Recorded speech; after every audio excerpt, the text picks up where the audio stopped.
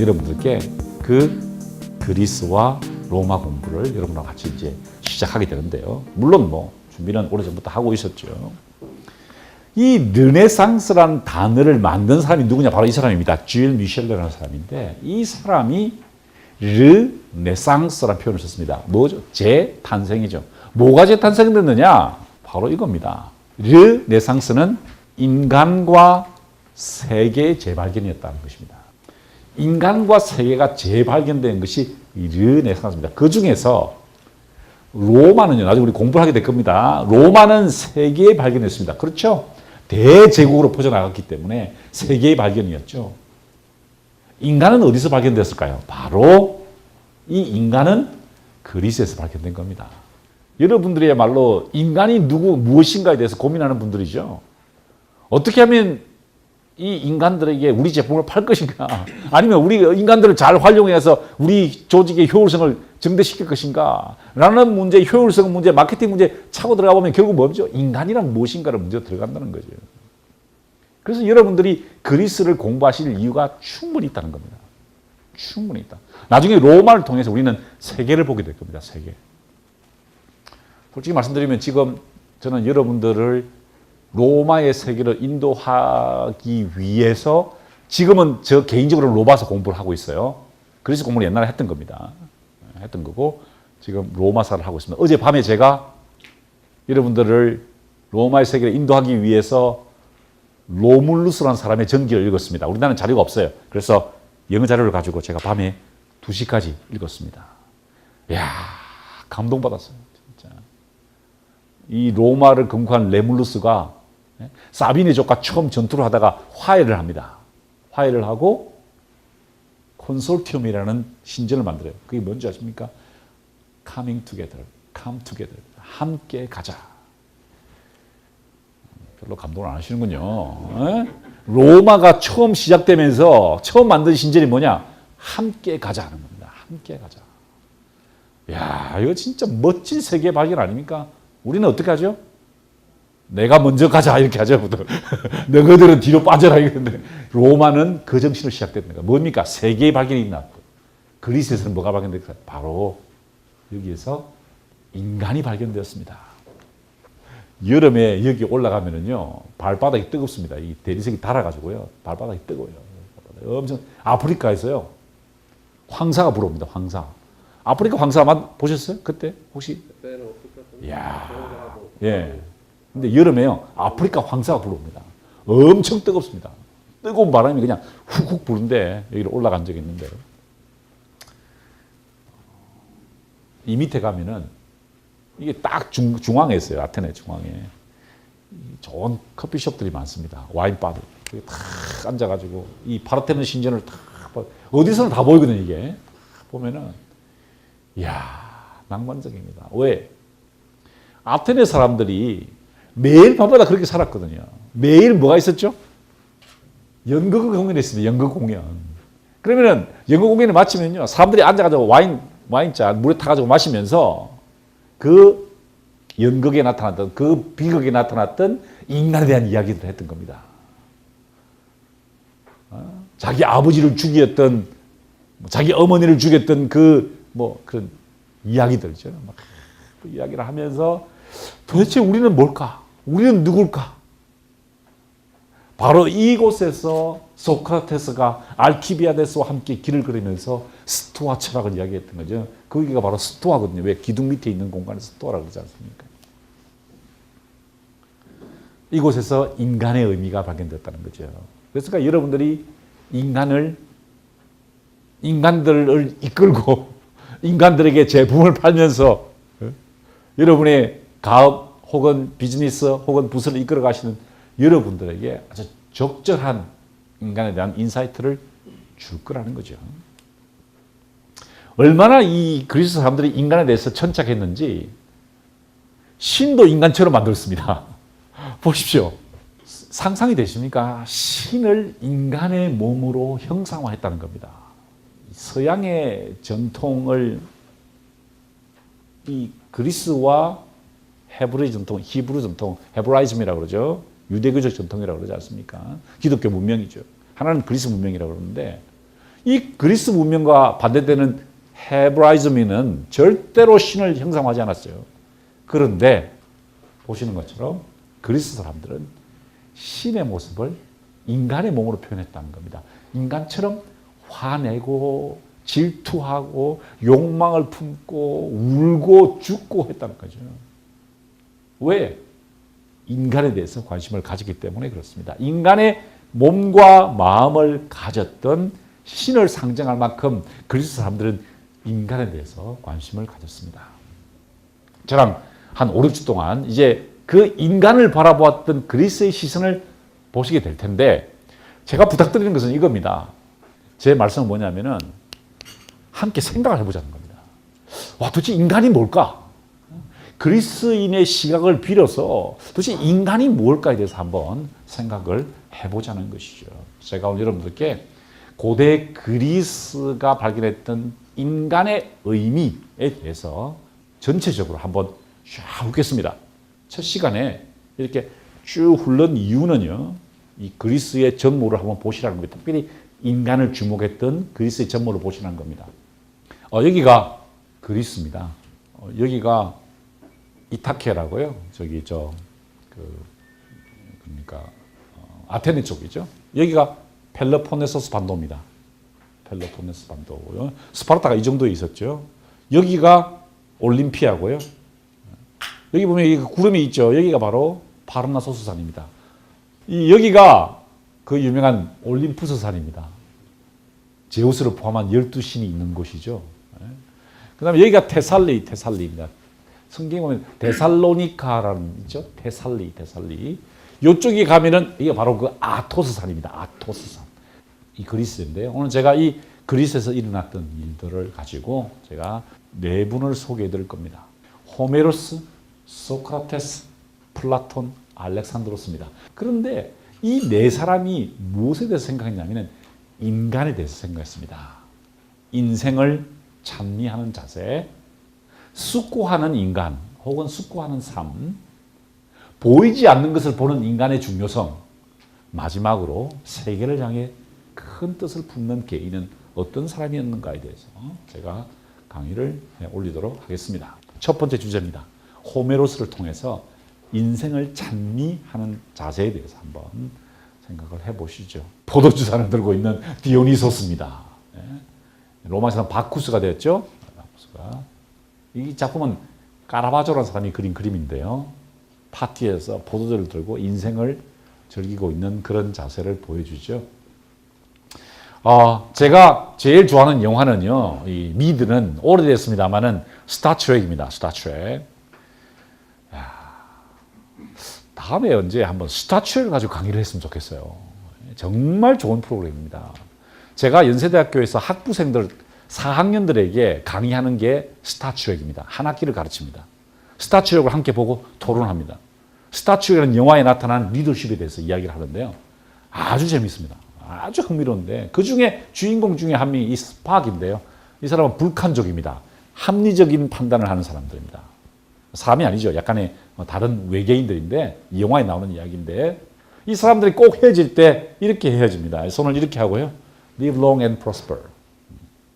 장수하시고 풍요를 누리십시오 라고 이야기하는데 이 스팍이라는 사람은 굉장히 합리적인 사람이에요. 그런데 이 합리적인 기계 같은 사람이 생각했던 결론이 뭐냐면 인간은 무엇을 추구하느냐? 이걸 추구한다는 거예요. Live long and prosper. 이걸 누가 생각했느냐? 그리스 사람들이 초기에 생각을 했다는 것입니다. 바로 그 생각을 했던 사람이 호메로스입니다. 호메로스가 쓴 일리아스와 오디세아 다음 주 읽을 교재입니다. 상당히 두꺼운 책인데 제가 여러분들께 이 두 권의 책을 다 읽어오시는 힘들 거니까 이 뒤편 오디세이아의 9장부터 12장까지만 읽어오시기 바랍니다. 9장부터 12장까지만 읽으시면 됩니다. 아시겠죠? 그게 하이라이트입니다. 제일 재밌습니다. 그냥 막 영웅들의 이야기가 막 너무 재밌게 펼쳐져요. 그러니까 거기만 읽으십시오. 9장부터 12장까지 한 100페이지 됩니다. 자, 이 책은요. 기원전 8세기 정도에 쓰여진 책입니다. 지금으로부터 몇 년 됐죠? 2800년 전에 쓰인 책입니다. 인류 최초의 서사시입니다. 그런데 보십시오. 알렉산드로스 대왕이 나중에 아시아 정벌을 나갈 때 자기 침대 밑에 늘 놓았던 책입니다. 여러분 리드 칼리지가 어느 대학인 줄 아십니까? 이 대학을 입학했다가 졸업을 못했지만 세계적인 인물이 된 사람이죠. 누구죠? 스티브 잡스입니다. 스티브 잡스가 항상 그런 말 하죠. 내가 인문학 공부를 했다 그러죠. 어디서 한 줄 아십니까? 리드 칼리지에서 한 겁니다. 리드 칼리지. 저희 교수 동료 중에 한 분이 자기 아들을 리드 칼리지로 보낸 사람이 있어요. 하버드 보낼 수 있는데 자기는 보냈다고 주장해요. 자기 하버드를 보낼 수 있었는데 리드로 보냈다는 거. 왜? 인문학만 가르치는 저 학교는. 인문학만 가르쳐요. 그런데 그 교수님이 자랑하는 게 뭔지 아세요? 입학 통지서와 함께 합격 통지서와 함께 책 두 권이 배달되어 있다는 겁니다. 어떤 책이죠? 일리아스와 오디세이가 딱 배달됐다는 거예요. 감동 먹었다는 거예요. 신입생들에게 입학 선물로 일리아스와 오디세이를 줍니다. 2800년 전인데 써진 책인데 지금도 우리의 심금을 울리는 책이라는 말이죠. 스티브 잡스에게 감동을 준 책이라는 말이죠. 알렉산드로스에게 큰 교훈을 주었던 책입니다. 제가 다음 시간에 제가 그 이야기를 해드릴 겁니다. 왜 그 책이 위대한 책인지. 보십시오. 호메로스의 글을 읽고 있는 선생입니다. 당시 그리스와 로마에서는 공부를 이런 식으로 했습니다. 선생이 책을 읽어주면 학생들은 누워서 들었는데요. 수업 태도가 아주 불량하네요. 그죠? 저는 이런 분위기에서 강의하는 거 원치 않아요. 누워가지고 읽었다는 거예요. 그 정도로 굉장히 이 교과서였다는 겁니다. 교과서. 나중에 이제 그리스 문헌을 보시면은요. 계속해서 호메로스 이야기가 나옵니다. 호메로스가 뭐 소크라테스, 플라톤, 아리스토텔레스 계속 언급합니다. 왜? 교과서였거든. 교과서. 그 시대 사람들에게는 교과서 역할을 했다. 이거 렘브란트가 그린 그림이죠. 이 사람이 누구냐면 아리스토텔레스입니다. 아리스토텔레스가 누구의 흉상을 만지고 있냐면 호메로스의 흉상을 만지고 있죠. 이게 굉장히 다의적인 의미를 가지고 있습니다. 아리스토텔레스는 굉장히 부자였습니다. 왜 그렇죠? 그의 스승이 누구였죠? 알렉산드로스였습니다. 대왕이 자기 제자였어요. 월급을 엄청 받았어요. 근데 부자가 되었습니다. 그런데 가난했던 엄유시인 호메로스보다 자기가 못하다는 걸 느꼈죠. 그래서 탁 만지면서 감동하고 있습니다. 이것은 이 그림을 그린 렘브란트의 정신을 반영합니다. 렘브란트가 돈을 엄청 벌었어요. 그런데 호메로스가 이만큼 중요한 인물이었다는 거죠. 호메로스의 대관식이라는 그림입니다. 보십시오. 이 유럽 사회를 빛냈던 많은 예술가들이 누구에게 왕관을 씌워주고 있습니까? 호메로스에게 왕관을 씌워주고 있죠. 이 호메로스가 쓴 책 두 권이 있습니다. 일리아스와 오디세이인데 일리아스는 전쟁 이야기죠. 그래서 보십시오. 무기를 들고 있죠. 오디세이는 무슨 내용입니까? 전쟁을 끝나고 고향으로 돌아오는 이야기죠. 배를 열심히 지었죠. 그래서 노가 있습니다. 호메로스가 쓴 일리아스와 오디세이아가 있다는 거죠. 그런데 제가 여러분 얼마나 이 호메로스에 대해서 관심들이 최근에 많은지 한번 보여드릴게요. 이건요. 제가 튀니지아에서 찍은 사진입니다. 제가 튀니지를 갔을 때 그때 내란이 일어나 있었어요. 굉장히 위험했습니다. 공항에서부터 제가 엄청 어려웠습니다. 2번이나 잡혔습니다. 그런데 제가 튀니지아에 박물관에 갔더니 중국 사람들이 보시는 것처럼 이 호메로스의 공부를 하고 있더라고요. 제가 감동 먹었어요. 중국 사람들이 호메로스의 벽화를 보면서 이 가이드가 설명해 주는 거예요. 뭐, 여기 지금 이 유혹을, 사이렌의 유혹을 하고, 오디세우스가 뭐 이런 얘기를 쫙 해주더라고요. 제가, 정말 감동을 먹었습니다. 자, 이 호메로스가 우리에게 던진 질문은 다음 시간에 우리가 공부할 겁니다. 나는 누구일까? 나는 지금 어디로 가고 있는가에 대해서 공부를 하게 될 겁니다. 그런데 다음 시간에 할 거니까 오늘은 다른 것을 한번 보자는 겁니다. 다른 건. 이 호메로스의 오디세이를 보면은요, 재밌는 장면이 납니다. 두 책에 다 지하세계로 내려갑니다. 지하세계. 영웅들이 지하세계로 내려갑니다. 시련을 겪는다 이 말이죠. 여러분 영웅이 되시려면은 시련을 먼저 겪으셔야 돼요. 좌절을 경험해 보셔야 됩니다. 그죠? 이 오디세우스도 지하 세계로 내려갑니다. 이제 전쟁을 앞두고 내가 고향으로 돌아갈 수 있었을까 없을까? 그랬더니 요정이 뭐라고 유혹하냐면 지하 세계로 나서 너 어머니의 신탁을 받아봐라 그래요. 그래서 내려가게 됩니다. 자, 지하 세계로 내려가는 거죠. 내려가서 누구를 만났냐면은 바로 이 뒤에 여기에 찔려서 죽은 사람이 있습니다. 누구입니까? 아킬레우스입니다. 아킬레우스를 만나게 돼요. 여기 아킬레우스의 뒤에 아킬레스가 찔려가 죽었죠, 그죠? 파리스의 화살에 맞아 죽었지 않습니까? 그 지하 세계에서 왕노릇하고 있는 아킬레스를 만난 거예요. 그래서 만나가지고 너무 반가워요. 자기랑 싸웠던 전우거든요, 전우. 트로이 전쟁에서 싸웠던 전우 아닙니까? 그래서 묻습니다. 아킬레우스요, 죽었다고 슬퍼하지 마시오. 당신은 지하 세계의 왕이 아니요. 그랬더니 이 아킬레우스가 뭐라고 대답하지 아십니까? 이렇게 합니다. 죽음에 대해서 내게 그럴싸하게 말하지 마시오. 영광스러운 오디세우스요. 당신은 영광스럽고 나는 영광스럽지 않다는 거죠.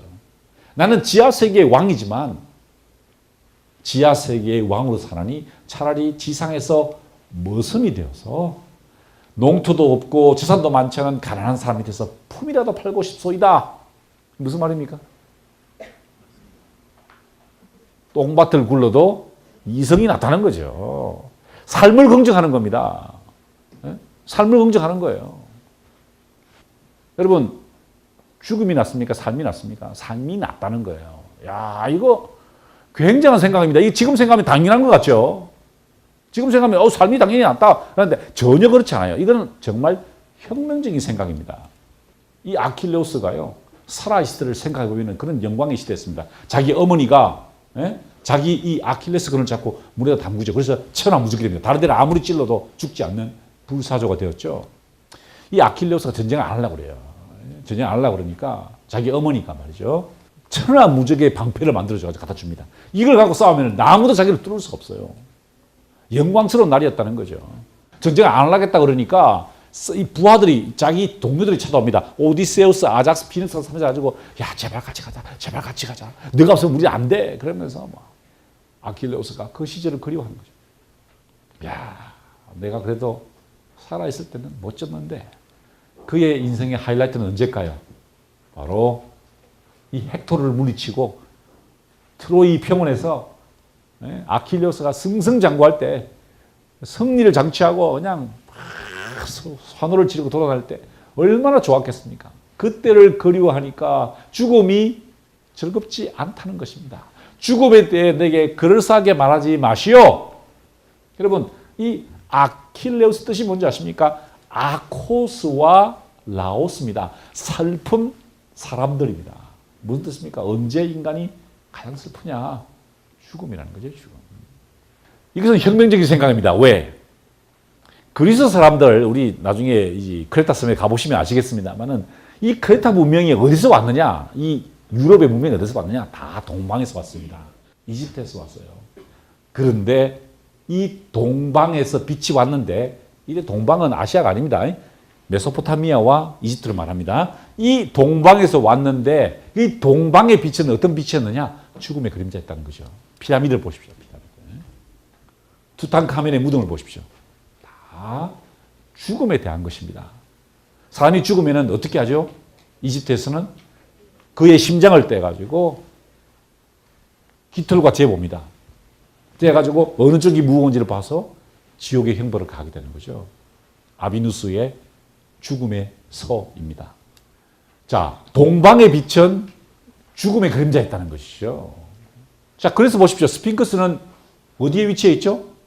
피라미드 앞에 있습니다. 그죠? 왕의 무덤 앞에, 파라오의 무덤 앞을 지키는 그런 존재였다는 거죠. 죽음의 수호자였다는 것입니다. 그런데 이 스핑크스는요, 그리스에서 인생의 전환점을 바꾸는 사람으로 나옵니다. 존재로 나옵니다. 잘 아시죠? 이 오이디푸스 신화에 나오는 이야기입니다. 오이디푸스가 나중에 어떻게 되지? 자기 어머니와 사랑하게 되고 뭐 그런 이야기죠. 여러분 아실 거예요. 그때 이 오이디푸스가 방랑하다가, 나중에 우리가 신화할 때 배우겠습니다만은, 방랑하다가 스핑크스를 만납니다. 스핑크스가 질문을 하죠. 첫 번째 질문입니다. 이걸 풀면은 살려주고 못 풀면은 어떻게 되고 뭐 이렇게 나오죠. 첫 번째 질문입니다. 처음 생겼을 때 제일 크고 한창일 때 제일 작아졌다가 늙어서 다시 커지는 것은 뭐죠? 그림자입니다. 그림자. 그죠? 태양이 아침에는 커졌다가 작아졌다가 다시 길어지죠. 자, 두 번째 질문입니다. 이건 약간 어렵습니다. 한쪽이 다른 한쪽을 낳고 그 한쪽이 다시 다른 한쪽을 낳는 것은 낮과 밤입니다. 낮이 밤이 되고 밤이 낮이 되는 거죠. 자, 이 스핑크스가 어디 있느냐? 델피에 있습니다. 델피에 있어 제가 찍은 사진인데요. 이 델피에 이 스핑크스가 있습니다. 흥미롭죠? 델피는 어떤 곳이죠? 인간의 운명을 결정짓는 신탁을 받는 곳입니다. 죽음의 결과를 받는 게 아니에요. 여기 있다는 거죠. 세 번째 질문, 이건 아실 거예요. 목소리는 같은데 아침에는 4개, 점심에는 2개, 저녁에는 3개인 것은 사람이죠. 자, 무슨 말이냐? 인간의 운명을 결정하는 곳에서 스핑크스가 나온다는 겁니다. 이집트에서는 어땠죠? 죽음의 문턱을 지키는 거죠. 왜? 삶이 중요하기 때문에 그렇다는 겁니다. 자, 이러한 삶에 대한 긍정, 삶에 대한 관찰, 삶에 대한 관심이 뭐로 발전됐느냐? 비극으로 발전됐다는 거죠. 너무 흥미로운 주제입니다. 그리스 비극은요, 진짜 그 그리스를 이해하는 핵심적인 도구입니다. 비극은 그 사회 시스템을 공고히 하는 데 쓰이고요. 희극은 그 사회 시스템을 뒤집는 곳에 사용되었습니다. 나중에 설명을 드릴게요. 자, 그 비극의 3대 작가가 누구냐? 아이스킬로스, 에우리피데스, 소포클레스입니다. 이 소포클레스가 쓴 오이디푸스, 안티고네, 엘렉트라는 3대 명작으로 보여요. 지금도 상영이 됩니다. 지금도 연극으로 많이 만들어지는데요. 사실 매년 이맘때쯤 되면은요, 이제 이 연극들이 상영됩니다. 이 연극들이 그리스에서. 지금 가시면 우리가 이제 아테네 신전에 가면 그 연극 무대가 있는데 거기서 매년 이맘때 상영됩니다. 그리고 이제 조금 지나면 아마 다음 주쯤 되면 끝이 납니다. 마지막 1등작이 상연되고 그 1등작 제일 마지막에 반드시 희생자가 나옵니다. 탁 찌르면 피를 쫙 흘리고 죽습니다. 그게 끝입니다. 그리고 여름 농사가 시작됩니다. 이게 무슨 말이냐면은 이 비극을 통해서 겨울이 끝나고 이제 봄이 시작됐다는 거예요. 돼지가 꽃을 피우기 시작하는 시간이 왔다는 겁니다. 그 피가 바로 그걸 상징합니다. 피. 작품의 주인공이 있어요. 그리고 원래는요, 이게 연극에서 온 게 아니라 제사에서 온 겁니다. 제사를 드리다가 피를 뿌리면 그 피가 돼지를 녹이고 이 돼지에서 싹이 나와서 농사가 일어난다. 그것을 보여줬던 건데, 어쨌든 거기에서 인간의 깊이 있던 고뇌와 성찰을 발견합니다. 왜 그게 가능했냐? 인간을 바라보았기 때문에 그렇다는 거죠. 이 소포클레스의 명작이 바로 엘렉트라입니다. 이 오이디푸스 컴플렉스는 많이 아실 거예요. 그죠? 남자아이가 엄마를 사랑하는 행동이죠. 엘렉트라 컴플렉스가 뭔지 아십니까? 반대입니다. 여자아이가 아빠를 사랑하는 겁니다. 엘렉트라 컴플렉스. 여기서 나온 겁니다. 엘렉트라라는 이야기에서. 이 엘렉트라가 아주 재미있는 연극이에요. 이 연극이 어떤 내용이냐면은, 자, 트로이 전쟁이 일어났을 때 트로이를 치러 갔던 그리스 연합군의 사령관이 누굽니까? 아가멤논이죠. 이 인간이 전쟁을 마치고 돌아오면서 그냥 오면 될 텐데 처벌 하나 데리고 왔습니다. 카산드라였죠. 카산드라였습니다. 그랬더니 그 안에 클리타임네스트라가 완전 열받았습니다. 그죠? 10년 동안 기다렸는데 진짜 돌아오니까 첩을 데리고 왔어요. 그런데 사실은 이 여자도 잘못한 게 많습니다. 왜? 남편이 떠나 있을 동안 바람을 피웠습니다. 얘하고. 둘이서 바람을 피웠어요. 그래서 둘이서 작전을 짜가지고 자기 남편을 죽이기로 합니다. 죽이기로 한 이유가 단순하게 이 치정 관계가 아니었습니다. 아가멤논이 전쟁을 떠나기 전에 자기 엘렉트라의 언니를 희생 제물로 바쳤습니다. 전쟁을 바람을 불게 하기 위해서. 그러니까 보십시오. 이 엄마는 자기 딸이 희생당한 걸 본 겁니다. 자기 비즈니스 때문에 자기 가족이 희생된 걸 본 거예요. 그래서 죽여요. 그런데 참 재밌는 게 신이 어떻게 예언하냐면은 이 아가멤논은 절대로 죽지 않는다는 거예요. 물에서도 죽지 않고 육지에서 죽지 않는다. 그럼 어디서 죽여야 됩니까? 어떻게 죽이면 될까요? 야, 엘렉트라 어떻게 죽이냐면요. 이렇게 죽입니다. 이 아가멤논이 이제 샤워를 하려고 목욕탕에 들어가려고요. 다리를 들어가지고 목욕탕에 이렇게 탁 넣는 순간 있죠. 한쪽 다리는 육지고 한쪽 다리는 물이죠. 그때 찌른 겁니다. 재밌죠 이거? 제가 항상 목욕하러 들어갈 때 조심합니다. 이렇게 싹 쏘고. 자 보십시오. 자기 어머니가 자기 아빠를 죽였습니다. 그 딸이 엘렉트라죠. 이 엘렉트라가 고민하는 겁니다. 자, 이때 이 딸이 아빠를 죽인 엄마를 죽여야 될까요? 아니면은 자기 언니를 죽였던 아빠를 죽였던 엄마를 용서해야 될까요? 야, 이거 고뇌입니다. 이거죠? 그래서 고뇌하는 겁니다. 이야, 이거 죽일 수도 없고 안 죽일 수도 없는 거예요. 그죠? 아빠를 생각하면은, 자기 언니를 생각하면 죽여야 되는데, 또 엄마는 또 바람 피웠어요. 이걸, 아빠를 사랑했어요. 아빠는 또. 그러니까 이게 엘렉트라 콤플렉스인데, 이런 이야기가, 보십시오. 얼마나, 거의, 우리나라 막장 드라마는 얘도 아니죠. 그죠? 진짜 막장 드라마의 원조는 여기서 나온 거예요. 그런데 이 막장 드라마의 목표가 뭐냐? 여러분, 우리나라도 막장 드라마 많은데 목표가 있어요. 그 사회 시스템을 공고히 하는 겁니다. 여러분, 그거 잊지 마십시오. 회사를 잘 유지하려면요, 비극을 많이 보여주셔야 돼요. 비극을. 희극을 보여주면 안 됩니다. 희극은 반체제적입니다. 장미의 이름으로라는 책 아세요? 장미의 이름으로? 장미의 이름이라고 그 움베르토 에코가 쓴 소설이 영화로도 만들어졌죠. 그때 중세 수도원에서 막 수도사를 죽고 나오는데 왜 죽죠? 아리스토텔레스의 희극론을 보는 사람들을 죽이려고 책에다가 여기다가 여기 책 여기다가 독약을 묻힌 거예요. 왜? 희극을 보면 어떻게 됩니까? 반체제적이 된다는 겁니다. 반드시 비극을 봐야 돼요. 왜? 그 사회 시스템을 유지해 나가는 기능을 한다는 거예요. 나중에 제가 설명 드릴게요. 자, 이런 관찰이 어떻게 가능할까요? 인간에 대한 삶에 대한 시선이 없으면 불가능하다는 거죠. 이런 인간에 대한 관찰이요, 예술로 발전됩니다. 예술. 이야, 제가 여러분들께 놀라운 작품을 보여드릴게요. 여러분들이 워낙 삶에서 놀라운 일을 많이 경험하시기 때문에 이런 놀라운 작품을 봐도 무덤덤하신데, 이 제품은요, 아프로디테 판 에로스입니다. 이 에로스가 판을 부추겨 가지고 사랑하도록 유도한 겁니다. 그랬더니 얘가 직접 그리는 거예요. 주행하는 거예요. 주행. 이렇게 싹 잡당겨. 그랬더니 아프로디테가 샌들을 받아가 귀샤대기 한 대 빼는 거예요. 제가 놀라운 거는요, 이 부분입니다. 이 부분. 남자라서 그런 게 아니고, 예?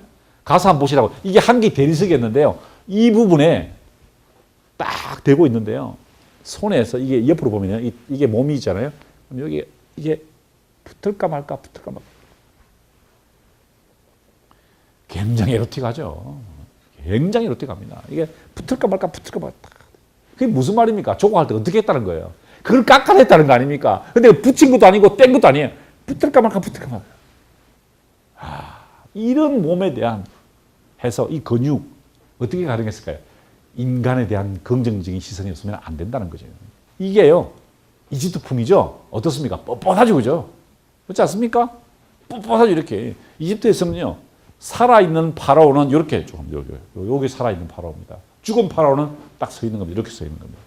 이게 지금 살아있는 파라오라는 거죠. 그런데 이런 조각이 완성됐습니다. 샌들을 들고 귀샤대기를 패는 거예요. 한 대 패는, 이 한 대 맞아가 인상을 찌고 있는 표정이 한 대 딱 맞았는데 그때 표정이에요. 비너스를 보십시오, 비너스.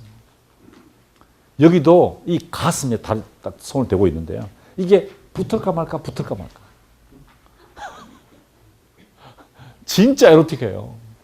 그런데 이게 언제 만들어졌냐? 기원전 5세기에서 3세기 사이에 만들어졌다는 거예요. 기원전 3세기에서 5세기. 자, 나중에 이게 르네상스의 그림으로 표현된다는 거죠. 왜 르네상스일까요? 바로 이 몸이 재발견되면서 르네상스가 된 것입니다. 이러한 인간을 긍정하는 삶의 자세를 가장 극명하게 보여주는 책이 아까 제가 말씀드렸던 히라빈 조르바입니다. 여러분, 다른 책은 다 안 읽으셔도 이 책은 읽으셔야 돼요. 이 책을 읽지 못하면은 그리스를 이해하지 못하셔요. 영화도 나왔습니다. 안소니 킨이 나왔는데 아주 재밌습니다. 그것도 꼭 영화라도 보시기 바랍니다. 안소니 킨. 조르바가 작품의 주인공인 그 광산주하고 사업에 실패합니다. 그때 조르바가 뭐 어떠냐고 인생을 즐기자 하면서 막 묻는 장면이죠. 인생에 대한 긍정적인 시각을 그리스 사람들이 가졌다는 것이, 그것은 이집트와는 전혀 다른 차원이었다는 것입니다. 그래서 이런 그림이 그렸습니다. 포도주를 맡고 있는데 오줌을 싸고 있어요. 그죠? 오줌을 싸고 있습니다. 그리스가 발견했던 인간, 이상적인 인간은 디오니소스적인 삶을 긍정하고 행복한 인생을 힘써 추구하는 것이었습니다. 여러분도 그런 삶을 사시기 바랍니다. 행복한 삶을 사시기 바라요. 사실 이 공부도 행복의 연장해야 됩니다. 공부하는 게 힘드시면 안 하시는 게 좋아요. 공부하는 게 힘든데 억지로 공부하는 사람 보면 진짜 제가 힘들어요. 여러분도 행복을 추구하셔야 돼요. 행복. 이게 그리스가 우리가 공부를 하는 첫 번째 목적입니다. 행복입니다. 행복. 그런데 여기서 이야기가 끝이 나지 않습니다. 반전이 있죠. 바쿠스, 포도주를 마시던 바쿠스가 보시는 것처럼 초췌한 모습으로 아주 눈이 굉한 상태로 등장합니다. 어떤 모습일까요? 그리스 사람들이 삶을 긍정하면서 동시에 했던 것이 뭐냐면은 숙고하지 않는 삶은 살 가치가 없다라고 믿었습니다. 누가 했죠? 소크라테스가 한 말입니다. Unexamined life is not worth living. 숙고하지 않는 삶은 살 가치가 없다. 아테네 학당에는 그림이죠. 라파엘로 그림입니다. 여기 보시면 소크라테스가 등장합니다. 바로 이 사람이 소크라테스죠. 젊은이들, 여기는 알키비아데스인데요. 이 알키비아데스에게 설명하고 있습니다. 젊음의 이야기를, 교훈을 주는 이야기인데요. 젊은이들을 선동했다. 그 젊은이가 바로 얘입니다. 얘 때문에. 예. 많은 분들이 이 소크라테스 죽음에 대해서 잘못 오해하시는데 얘 때문에 죽은 건데 얘가 나중에 반역을 하거든요. 아테네에 반역을 합니다. 그래서 나라를 팔아먹습니다. 그걸 보고 많은 이 아테네 사람들이 젊은이들을 미혹했다는 거예요. 소크라테스는 늘 질문했습니다. 여러분도 그렇죠. 다 바른 분들이 아니죠. 질문은. 제가 학생들에게 항상 제 제자들에게 가르칠 때 누구한테 질문을 받으면 절대로 답하지 마라. 그 질문을 다시 질문으로 답해라. 왜 그 질문을 하십니까? 그 질문하시는 의도는 무엇인가요? 라고 질문해라. 제가 그렇게 가르칩니다. 왜? 앞으로 너희들은 질문하는 사람이지 답하는 사람이 아니기 때문에. 질문을 물어보는 사람이 진짜 지도자니까. 델피의 파르나소스 산에 있는 아폴로 신전입니다. 야, 저는 여기를 4번 갔었죠. 각각 다른 방향에서 들어가 봤습니다. 근데 정말로 여기는 신기가 있는 곳입니다. 신기. 여기에 소크라테스가 신탁을 받으러 갔더니 그리스의 7 현자가 쓴 경문이 보이죠? 첫 번째 경문이 바로 너 자신을 알라라는 것이었죠. 숙고하지 않는 삶을 사는 것은 가치가 없다라고 했을 때 무엇을 숙고하느냐? 자신을 아는 것이라는 거죠. 자신을 아는 것. 네. 그래서 보시는 것처럼 젊은이들에게 숙고하는 삶의 자세를 가르치는 현자적인 삶을 살았습니다. 이 소크라테스가요, 그런 수모를 당했어요. 누구한테 당했냐면은 바로 이 아리스토파네스입니다. 이 아리스토파네스가 어떤 사람이냐? 희곡 작가였습니다. 소크라테스를 비난합니다. 구름이라는 책에서요. 이 소크라테스를 완전히 협작꾼으로 비난하는 거예요. 나쁜 놈으로 그냥 계속 그래서 코미디가 얼마나 웃겼겠어요. 그러니까 뭐 소크라테스 생기거든 못생겼죠. 매일 밤마다 연극을 하는 거예요. 구름이라는 연극이었습니다. 그런데 놀랍게도요. 소크라테스가 그 연극을 보러 온 거예요. 사람들이 깜짝 놀란 거예요. 아니 당신을 놀리는 건데 이걸 왜 보려고 그러냐 그랬더니 뭐라고 하는지 아십니까? 내가 이 연극을 보면서 혹시 내가 잘못한 것이 있다면 그것을 고치기 위해서 왔습니다. 이야, 여러분 멋지죠? 자기를 비난하고 자기를 비꼬는 그 연극을 보러 왔다는 거예요. 그러면서 사람들에게 내가 혹시 잘못해서 고칠 것이 있다면 무엇인지를 알기 위해서 이 연극을 보러 왔습니다. 라고 했다는 겁니다. 그러니 여러분 너무 열받은 일이 있더라도 흥분하지 마시고 변호사님 찾아가지 마시고 내가 혹시 여기서 내가 뭘 배울까? 내가 뭘 고칠까? 생각해 보시라는 거죠. 그런 것이 바로 숙고하는 삶의 자세라는 것입니다. 자, 이게 바로 그 소크라테스를 놀리는 장면입니다. 그때 내가 비난받고 있는 것들 중에서 혹시 고칠 만한 것이 있는지 보러 왔습니다. 라고 이야기했던 겁니다. 이게 바로 숙고하는 삶의 자세였다는 것입니다. 그러다가 보시는 것처럼 독배를 마시고 이제 죽게 되죠. 억울하지 않느냐고 그렇게 얘기했을 때 이 소크라테스가 이렇게 답하죠. 내 인생과 가르침이 내가 할 수 있는 최선의 변론이었습니다. 하고 죽게 되는 거죠. 숙고하는 삶의 자세였다는 것입니다. 자, 세 번째입니다. 반짝인다고 다 금이 아니라는 사실을 플라톤이 이야기를 했죠. 이게 인간을 인간답게 만드는 것이었다는 것입니다. 이 플라톤이 만든 아카데미아가 있었죠. 그것을 플라톤 아카데미라고 합니다.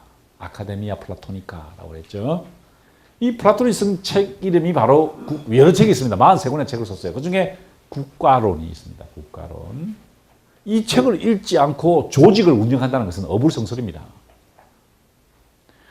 국가론은 국가를 통치하는 사람이 찍는 책이 아닙니다. 여러분들 읽으셔야 할 책이에요. 조직을 어떻게 효과적으로 운영하는가에 대한 문제입니다.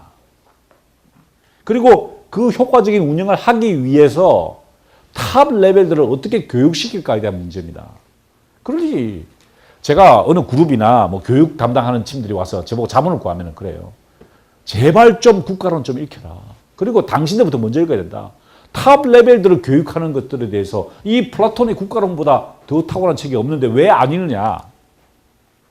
이 플라톤의 국가론은요. 어떻게 하면 이상적인 조직을 만드느냐에 대한 문제였거든요. 이렇게 이야기합니다. 돈벌이하는 부류와 보조하는 부류 그리고 수호하는 부류들 이 각각의 집단들이 각각 제 일을 할 때에 그러니까 자신에게 주어진 자신의 일을 할 때에 그때가 올바른 상태라는 겁니다. 이때 올바름이나 번역이 잘못됐는데 정의라는 거예요. 정의. 정의란 무엇인가? 각각의 집단이 각각의 위치를 지키는 겁니다. 자, 어떤 위치죠? 통치자는 뭘 해야 됩니까? 지혜를 가져야 된다는 겁니다. 수호자는 뭘 가져야 돼요? 용기를 가져야 되죠. 그죠? 그 다음에 국민들은 뭐 해야 됩니까? 절제해야 되죠. 이 세 집단이 각각의 위치를 지킬 때 그것이 정의로운 것이라는 것입니다. 정의. 이게 국가론의 핵심 내용입니다. 자, 그런데 여기서 문제가 되죠. 그러면은 각각의 집단을 어떻게 교육시킬 것이냐의 문제입니다. 그게 바로 국가론의 핵심이고요. 거기에서 지도자를 가르칠 때 어떻게 해야 되느냐? 그게 바로 동굴의 비유고 그게 바로 이데아론입니다. 서양 철학, 고전 철학을 전공하는 과가 있어요. 우리나라에서 그 유일합니다. 그러다 보니 거기서 학자들이 나오는데 전부 다 어떻게 경도되냐면 철학적으로 경도되어 있어요. 뭐 제가 이름을 여러 가지 않겠습니다만은 철학적으로 접근하니까 다들 이 플라톤의 책을 철학적으로 본다는 거죠. 그런데 제가 보기에는 이게 역사적으로 봐야 될 책입니다. 아테네가 위기에 빠졌을 때 어떻게 하면 탑 레벨의 지도자들을 교육할 것인가에 대한 이야기인데 그 탑 레벨의 지도자들이 반드시 죽어야 될 게 뭐냐? 여러분이 죽어야 될 게 뭐냐? 이데아를 봐야 돼요. 이데아. 눈에 보이는 게 전부가 아니라는 겁니다. 네? 눈에 보이는 게 전부가 아니라 눈에 보이는 것 너머에 무엇인가가 있다는 것입니다. 제가 어느 그룹에서 지금 창조성에 대해서 자문을 해주고 있는데 창조성의 핵심이 뭐냐? 눈에 보이지 않는 걸 보는 게 창조성이죠. 그죠? 한 번도 존재하지 않는 것을 존재하게 하는 것은 눈에 보이지 않는 그 존재를 믿지 않으면 할 수 없는 일입니다. 자, 어떻게 탑 라벨들을 창조의 세계로 이끌 것인가? 눈에 보이지 않는 것. 눈에 이렇게 반짝반짝하는, 여러분, 이게 지금 뭡니까? 이게 지금 컵이죠? 이게 지금 반짝반짝 하는데 이게 진짜 컵입니까? 좋은 컵이겠죠. 비싼 컵이겠죠. 근데 이게 진짜 컵이냐는 거예요. 눈에 보이는 것이 전부가 아니라 컵에 본질적인 것이 존재한다는 겁니다. 그거를 가르쳐야 한다는 겁니다. 여러분들이 그걸 보셔야 된다는 거예요. 그러면서 동굴의 비유를 듭니다. 많은 사람들이 동굴의 비유에 나오는 이 노예처럼, 여기 노예가 보이죠? 노예처럼 눈에 보이는 것이 전부라고 믿고 있다는 겁니다. 자, 보십시오. 여기 지금 갇혀 있습니다. 이게 잘 안 보이는데 쇠사를 차고 있어요. 묶여 있습니다. 산신이다. 꼼짝을 못해요. 뒤를 못 봅니다.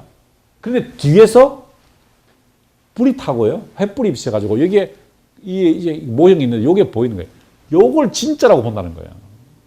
많은 사람들이 그렇게 봅니다. 그렇죠? 그렇지 않습니까? 여러분, 마케팅이라는 게 뭡니까? 저걸 조작하는 게 마케팅 아닙니까?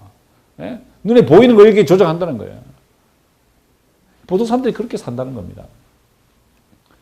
진짜는 아니죠. 이게 실상은 아니라는 겁니다. 자, 여러분 이 그림 보십시오. 이 그림 빈센트 반 고흐 그린 론강의 빛나는 별이지. 이야, 멋지습니다. 제가 가봤어요. 이 그림 보십시오. 이게 실제에 있는 성당 이름이 성당이죠? 근데 이렇게 생겼어요. 눈에 이게 지금 보이는 게 진짜가 아니라는 거죠. 플라톤이 했던 말은 뭐냐면요. 지금 눈앞에 보이는 환상을 깨라는 이야기 아닙니다. 잘 들어보십시오. 뭘 가져야 되느냐? 에로스를 가져야 된다. 에로스. 이 에로스가 뭐냐? 사랑을 가져야 된다는 거예요. 사랑. 인간은 뭘 가져야 되냐? 사랑을 가져야 된다. 어떤 사랑일까요? 지금 쇠사슬에 묶여있는 여러분의 동료들이 절망 속에 있다는 것에 대해서 갈망을 가지고 사랑을 해야 된다는 겁니다. 자, 보십시오. 동굴에 갇혀 있습니다. 그런데 여러분은 지금 저랑 함께 그리스 공부를 하고 그 쇠사슬을 풀고 밖으로 나갔어요. 나가면서 뭘 보냐? 횃불을 봅니다. 아, 이 횃불에 그림자가 비쳤으니까, 아, 이게 진짜가, 이게 빛의 근원이구나 하고 깨닫습니다. 여기까지가 스티브 잡스가 이해한 거예요. 근데 사실은 그게 아니라는 거예요. 밖으로, 동굴 밖으로 나갑니다. 근데 뭘 보죠? 태양을 봅니다. 태양을 보고 이 사람이 진짜 본질을 보는 거예요. 근데 그 다음 이야기 중요합니다. 그걸 보고 난 다음에 어떻게 할까요? 자기 혼자 갈까요? 아닙니다. 동료들에 대한 사랑이 깃들어지면 동굴 안에 있는 그림자를 보면서 그것을 진리라고 믿고 있는 불쌍한 동료들에게 진정한 이데아, 태양의 세계를 보여주기 위해서 에로스가 생긴다. 이 책을 쓴 플라톤, 어떤 사람입니까? 사람들은 플라톤을 사변적인 철학자로 생각하죠. 그런데 그렇지 않습니다. 그의 제자 중에 한 명이 이 시칠리아 여기에 있는 참주의 신하가 돼서 플라톤을 초청합니다. 다들 가지 말라고 그래요. 왜? 그 참조가 아주 사악한 인간이었거든요. 그런데 죽음을 무릅쓰고 3번이나 시칠리아에 가서 그 참주 밑에서 희생당하고 있는 시칠리아 사람들을 구출하려고 합니다. 이게 진짜 이데아라는 겁니다. 그러다가 잡혀가지고 노예로 팔려 뻔했어요. 플라톤이. 그 정도의 희생을 감수했다는 겁니다. 무슨 말이죠? 내가 깨닫는 것이 전부가 아니라는 겁니다. 내가 지금 묶여있다는 걸 깨닫는 것, 아, 이 횃불이 이게 이 가짜구나, 아니면 이 보이는 게 환상이구나, 아니면 태양이 빛나는구나, 그게 아니라는 거예요. 이 플라톤이 이야기하고 싶은 게 뭐냐, 진정한 인간이라면은, 특히 통치자 그룹은, 여러분 같은 분들은 밖에서 태양을 보고 다시 동굴로 들어가야 된다는 겁니다. 그래서 쇠사슬에 묶여있는 여러분의 동료들을 구출해서 나와야 한다는 거예요. 그게 이상적인 인간이라는 겁니다. 무슨 말인지 아시겠죠? 굉장히 다른 해석입니다. 뭐 이데아를 철학적으로 뭐 본질, 뭐 더원, 일자 뭐 이렇게 해서 그래서 뭐 그게 나중에는 신이 되고 뭐 어쩌고 저쩌고 하는데 그건요 철학적인 분석이고 역사적으로 볼 때는 인간의 이상적인 모습을 보았다는 겁니다. 이상적인 인간은 어떤 인간이죠? 에로스를 갖추는 인간입니다. 에로틱하라는 말이 아니고 이때 에로스는요 사랑이라는 겁니다. 동료들에 대한 사랑. 여러분 인문학은요 동료들에 대한 사랑입니다. 여러분이 인문학을 해가지고 기업 경영에 놀라운 인사이트를 가지고 사람들을 조지겠다? 그 인문학 아닙니다. 그건 잘못 이해하시는 거예요. 인문학 공부를 해가지고 스펙을 쌓아가지고 내가 좋은 자료 그것도 아닙니다. 인문학은 동료들에 대한 에로스입니다. 에로스. 자, 이러한 에로스를 가졌던 사람이 있습니다. 누구죠? 알렉산드로스였습니다. 알렉산드로스가 세상을 향해서 큰 뜻을 품게 됩니다. 자, 이제 아테네가 멸망했습니다. 아테네가 거기 쇠락했죠. 나중에 다 설명드릴 겁니다. 다 쇠락했어요. 그랬더니 이제 3세기경에 이소크라테스라는 사람이 납니다. 소크라테스가 아니고 이소크라테스입니다. 아, 연설을 잘하는 사람이었어요. 뭐라고 주장하냐면은 페르시아를 치자. 왜? 우리 지금 식량난에 시달리기 때문에 페르시아의 식량이 필요하다. 거기는 금원 보화가 많다. 우리 늘어나는 인구를 빨리 그쪽으로 보내야 된다. 경제 논리로 아테네 아니 마케도니아죠. 마케도니아 사람들을 페르시아로 보내려고 했어요. 그때 알렉산드로스는요. 그런 경제적인 이유 때문에 재정적인 이유 때문에 전쟁을 떠난 게 아니라는 겁니다. 자, 보십시오. 알렉산드로스의 노정을 한번 보십시오. 노정. 야, 알렉산드로스는요. 20살 때부터 여기서부터 행군을 시작해가지고요. 이렇게 됩니다. 쫙 돌아서 사막까지 갔다가 다시 제가 여기 이번에 갔었어요. 여기가 바로 제라시라는 곳입니다. 요르단 쪽인데요. 넘어가면은요, 메소포타미아 지방에 이 뭡니까? 요쪽 지방, 메소포타미아 페르시아 지역이죠. 바빌론 지역입니다. 그다음에 가서 왕을 쫓아서 박트리아까지 올라가. 지금 아프가니스탄이죠. 가서 인도를 정벌 하고 다시 돌아오다가 여기서 죽게 되죠. 엄청난 노정입니다. 왜 갔냐는 겁니다. 왜? 그냥 마케도니아에서 왕으로 살지 왜 이 먼 길을 갔을까? 세상을 향해서 큰 뜻을 불러왔습니다. 쇠사슬에 묶여있는 불쌍한 페르시아의 동료들에게 에로스를 품었던 거죠. 자기 스승이 누굽니까? 아리스토텔레스였습니다. 아리스토텔레스에게 이렇게 이야기하죠. 저는 권력보다는 최선의 것들에 관한 지식에서 남들보다 앞서고 싶습니다. 최선을 다하는 것에서 앞서고 싶습니다. 전쟁을 할 때마다 승리를 거뒀습니다. 불사신과 같은 존재였죠. 그런데 전쟁을 하면은 전리품이 나오죠. 다 부하들에게 나눠줬습니다. 그랬더니 부하들이 아니 그러면 당신은 뭘 가질 겁니까? 그랬더니 나는 희망을 남겨두겠소. 나는 돈을 위해서 가는 게 아니라는 거야. 내가 이거 전리품 가지려고 하는 게 아니라 나는 희망을 가지고 갑니다. 그러다가 그 유명한 디오게네스라는 철학자를 만나게 되죠. 이 철학자가 견유학파라고, 그래서 개가 있습니다. 개처럼 산다는 겁니다. 남한테 간섭 안 받고 편안하게 산다는 겁니다. 이게 스토아 철학인데요. 그랬더니 뭐 이렇게 내가 뭘 도와줄 게 없어 그러니까 뭐 알죠? 이 디오게네스 뭐라 그러죠? 좀 비키시오. 황제 보고 그러죠. 좀 비키시오. 내 헤비 좀 바르게 좀 비키시오. 그랬더니 보통 사람 같으면 칼을 들고 쳤을 텐데 내가 알렉산드로스가 아니었다면은 디오네게스처럼 살았을 것이다 라고 얘기했다는 거죠. 이게 바로 알렉산드로스의 정신이었다는 것입니다. 바로 이 디오게네스 여기 보이죠? 여기 보입니다. 여기 디오게네스 여기 보이죠? 자, 에페소스를 정복했습니다.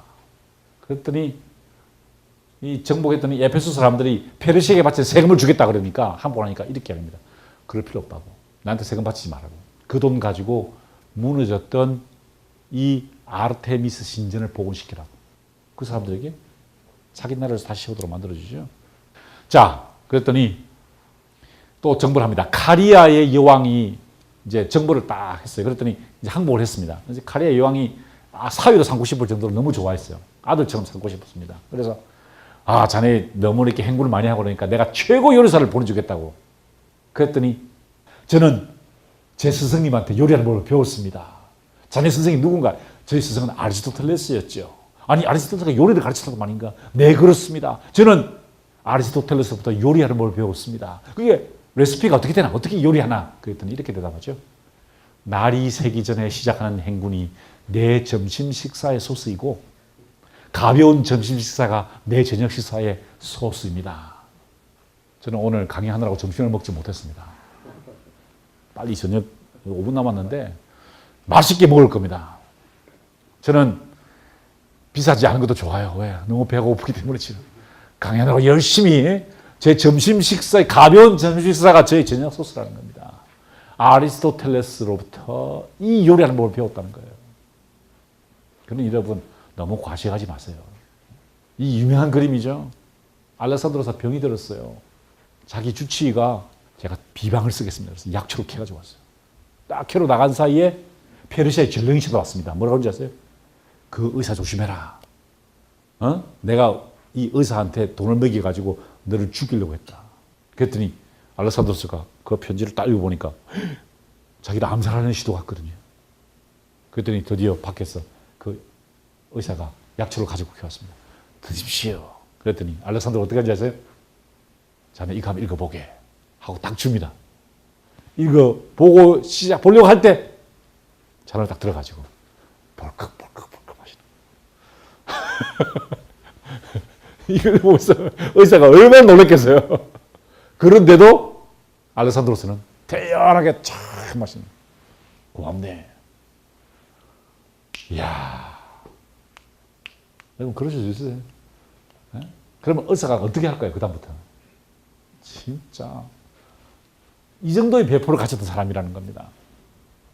예루살렘에 도착했을 때 자기의 운명을 이야기하고 있던 성경을 읽게 되고요. 또 자기 장군을 죽인 여자가 있습니다. 이 여성이 강간을 당했어요. 그랬더니 그 강간을 한 사람을 이렇게 우물가로 꼬셔가지고 우물에다 확 밀어 죽여버렸습니다. 자기 장수를 죽인 거예요.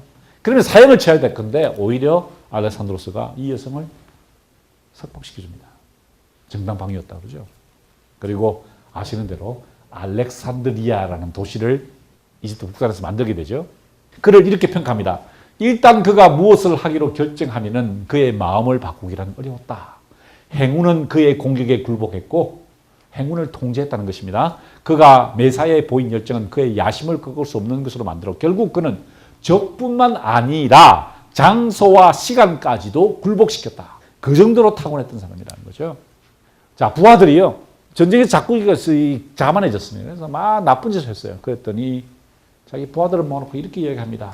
정복의 궁극적인 목적이 피정복자들을 담지 않은 것임을 모른단 말이오 라고 질책을 한 거죠. 다리우스 황제가 이제 페르시아의 왕이었죠. 두 번이나 도망갔어요. 도망가다가 자기 부하한테 죽습니다. 다리우스 페르시아의 왕이. 왜냐하면 겁이 질렸거든요. 잡으러 오니까. 그냥 죽이고 그냥. 그랬더니 이 알렉산드로스가 다리우스의 시신을 안고 펑펑 웁니다. 왜? 황제는 황제만이 죽을 수 있는데 감히 너를 누가 죽였냐. 내가 너에게 복수의 맹세를 해준다. 자기 적이었던 다리우스를 죽인 그 시신을 잡아다가 사형치에 끔찍하게 사지 처단을 해가지고 죽여버립니다. 그때 이 다리우스가 자기 부모님들을 부탁하죠. 자기 노모와 자기 아내와 두 딸을 부탁합니다. 그랬더니 내가 보호해주겠다 약속을 하죠. 그들이 찾아왔을 때 이 다리우스의 어머니입니다. 그의 아내와 그의 두 딸이죠. 적의 어머니, 아내, 딸들이었습니다. 그때 알렉산드로스가 뭐라고 하지 않습니까? 어머니라고 부르죠. 적의 어머니였지만 내 어머니라고 부르다. 왜 이렇게 했냐는 겁니다. 왜? 알렉산드로스는 두 개의 뿔이 달린 영웅으로 불렸습니다. 이 말은 아시아와 유럽을 다 승리로 이끌었다는 거죠. 가장 격정적인 전투는 이 인도의 코끼리 부대와 이 알렉산드로스가 데리고 있던 부케팔로스라는 명마와의 대결이었죠. 여기서 이겼습니다. 그런데 부하들이 엄청 불평합니다. 그냥 그랬더니 이렇게 이야기합니다. 좋은 일을 하고도 욕을 먹는 것은 제왕의 몫이라고. 여러분 좋은 일을 하시고도 욕 먹어. 그러면은 참으셔야 돼요. 그래서 발끈하실 필요 없는 겁니다. 이게 내 몫이라는 거예요. 내 몫. 네? 그렇지 않습니까? 큰 일을 하다 보면은 욕 먹습니다. 욕 먹어요. 네? 자, 부하들과 함께 후퇴를 하다가 이제 고향으로 돌아가다가 사막에서 목말라 죽을 뻔했죠. 그랬더니 부하들이 마지막 남은 물을 부어줍니다. 이거 나 마지막 물이라고 그랬더니 어떻게 합니까? 알렉산드로스가 부어버리죠. 내가 당신들과 함께 목마른 것을 선택하겠다는 거죠. 내가 혼자 마시지 않겠다는 겁니다. 같이 목마르면서 이 고난을 겪어가자 라고 했던 겁니다. 그래서 알렉산드로스는요. 보시는 것처럼 헤라클레스의 동상으로 묘사되었습니다. 그의 삶은 이렇게 평가합니다. 그는 자신의 생활 방식을 원주민의 생활 방식에 적응시키는 한편 원주민들도 마케도니아의 관습을 받아들이도록 했다. 그래서 그는 원주민 3만 명을 뽑아서 헬라어를 가르쳤다. 무슨 말입니까? 플라톤이 생각했던 이데아에 대한 열정을 가졌다는 겁니다. 이 페르시아 사람들에게 네? 헬라스 문명을 가르치면서 처음으로 헬레니즘이 확장된 겁니다. 헬레니즘 뭡니까? 인간에 대한 긍정적인 시각, 숙고하지 않는 삶은 살 가치가 없다. 그게 뭐죠? 반짝인다고 닦음이 아니라는 겁니다. 인간의 본질적인 것. 그리고 그 사회를 이끌어가는 탑 레벨에 있는 사람들은 에로스를 가져야 됩니다. 여러분들은 에로스를 가져야 됩니다. 알렉산드로스처럼. 그런데 왜 그리스가 망했을까요? 여기 바로 파르테논 밑인데 다 허물어졌습니다. 왜 망했냐는 거죠. 플라톤이 굉장히 위험합니다. 왜 위험할까? 영화 기억나십니까? 300이라는 영화. 플라톤이 이상적인 나라를 본 것이 스파르타였죠. 이 사람은 아테네 사람이었어요. 스파르타가 이상적이라 본 겁니다. 그런데 스파르타 국가론에 나와 있는 그 나라는 어떤 나라죠? 보시는 것처럼 장애인들, 사회적 약자들에 대해서 배타적이었죠. 심지어 페르시아를 어떻게 간주했습니까? 괴물로 간주하죠. 크세르크세스는 대단히 자비로운 사람이었어요. 그런데 괴물로 간주했다는 겁니다. 자, 이게 지금 그리스의 시선이었다. 아니, 그 플라톤의 시선이었다는 것이요. 로마를 우리가 또 공부하게 될 텐데요. 로마가 왜 위대하느냐, 왜 세계를 발견했느냐, 그리스의 정신 중에서 좋은 것을 받아들이려고 했고요. 나쁜 것을 버리려고 했습니다. 좋은 것은 뭐죠? 인간에 대한 성찰이었습니다. 나쁜 것은 뭐죠? 배타적인 것이었습니다. 배타적인 것. 그래서 함께 가자. 콘솔티움이 첫 번째 과제였다는 것이죠. 중화주의가 너무나 위험합니다. 중화주의, 배타적인 것 정말 위험합니다. 그 중화주의를 어떻게 알 수 있느냐? 만리장성을 보십시오. 중국은 만리장성을 쐈습니다. 뭐죠? 막았다는 거죠. 그때 로마는 가도를 닦았습니다. 8만 킬로미터의 가도를 닦았습니다. 사도까지 합치면 30만 킬로미터였습니다. 자, 이 길을 닦으면 어떻게 될까요? 자기도 가지만 적도 들어옵니다. 로마는 개방성을 추구했다는 겁니다. 그리스에서 실패한 것을 로마 사람들은, 자, 여러분 로마에 가시면은요, 바티칸에 가면은 생뚱맞게 그리스 유적들이 엄청 많습니다. 아니, 바티칸은 종교 집단인데 무슨 그리스하고 예수가 탄생하기도 전에 있었던 이야기가 무슨 의미가 있냐? 자, 로마에 가시면 캄피돌리오 박물관 가면 전부, 거의 전부가 그리스 조각의 모사품입니다. 왜 로마 사람들은 그리스를 받아들이고 극복하려고 했는데 그리스 조각을 많이 넣고 있었을까? 그리스의 약점을 버리고 강점을 선택한 것이죠. 자, 그리스에서 향연은요, 심포지움이었습니다. 심포지움. 잔을 함께 드는 것입니다. 향연. 그런데 로마 사람들은 이 심포지움을 어떻게 번역했느냐? 콘비비오로 바꿨습니다. 콘비비오. 함께 살자입니다. 함께 살자. 무슨 말인지 아시겠죠? 함께 사는 삶이 진정으로 가치 있는 삶이다라고 보았던 것이 바로 로마의 덕목이었다는 것입니다. 철학적으로는 훨씬 더 그리스가 앞섰죠. 그럼에도 불구하고 보시는 것처럼 로마 사람들이 함께 산다는 것에 대한 가치를 이야기를 했던 것입니다. 자, 이게 끝입니다. 첫 시간에 제가 여러분 그리스와 로마를 한번 샥 관통했습니다. 다음 시간에 우리가 호메로스 공부를 할 거예요. 9장부터 12장까지 읽어오라고 그랬죠. 오디세우스에. 그런데 여기서 우리가 잊지 말아야 될 게 뭐냐. 인간에 대한 성찰을 그리스에서 했다는 것입니다. 어떤 인간이 이상적인 인간일까요? 행복한 삶을 사는 인생입니다. 여러분 그런 삶을 사십시오. 두 번째, 숙고하는 삶. 세 번째, 반짝이 나고 다 금이 아니라는 걸 잊지 마시고, 또 에로스를 가지셔야 됩니다. 에로스. 누구에 대한 에로스요? 사람에 대한 에로스를 가져야 됩니다. 여러분이 공부하는 것도 그냥 내가 지식을 공부하고 그리스가 어떤 곳이 여행 한번 하고 그게 목적이 아니고요. 여러분들이 알렉산드로스가 되셔야 됩니다. 여러분 알렉산드로스가 되셔서 무지의 세계 속에 빠져있는 페르시아인들을 구하러 가셔야 된다는 거예요. 그들의 세상을 풀어줘야 됩니다. 그거 하기 위해서 공부하는 거예요. 여러분이 그런 사명을 가지고 있죠. 왜? 여러분들이야말로 지금 그리스의 현자들이 살아가는 삶을 살아야 할 분들이기 때문에 그렇다는 것입니다. 자, 오늘 첫 시간은 오리엔테이션이었습니다. 그죠? 전체적인 방향이 어떻게 흘러갈지에 대해서 이제 공부를 하셨는데 오늘은 이 정도 하고 다음 시간에 호메로스부터 공부를 하도록 하겠습니다. 자, 제 강의를 마치겠습니다. 감사합니다.